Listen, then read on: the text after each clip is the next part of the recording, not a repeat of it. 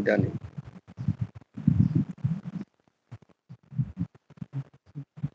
ভাইয়া আপনার শালিকে বলে দেন ও যেন টাইম মতো লাইভে আসে, নয়তো নয়তো আর খবর আছে।